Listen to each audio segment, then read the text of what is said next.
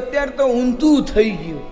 આપણી પરંપરા આ નથી. આપણી પરંપરા તો છે ને પંચગવ્યથી, જેમ રૂક્ષ્મણી માતાને છે ને સ્નાનાદિ કાર્ય કરાવવામાં આવ્યું હતું. અત્યારના પંચગવ્યનું સ્નાન કેવું હોય? બાયું ફેશન છોડી દે અને ભાયું જો વ્યસન છોડી દે ને તો એટલા રૂપિયા જો બચાવવામાં આવે ને તો મારી ગૌ માતા રોજ લાડવા ખાય. પરંતુ આ તો કેવી ફેશનો કેવી ખબર છે? અને અત્યારે તો કેવી સ્થિતિ છે? જે રંગની હાડી એ રંગનો મેચિંગ કરે. મેચિંગ તમારા મનડા કરજો, બાકી તનડા નહીં કરો ને તો હાલશે. આ માથામાં છે ને પેલા અંબોડો રાખતા.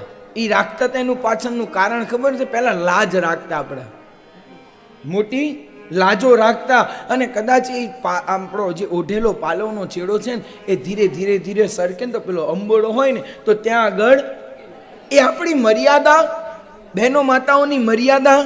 ભાઈઓએ પાગ છોડી દીધી અને બહેનો માતાઓએ પાલવ છોડી દીધો. અને ભાઈ બે હામે ફલમ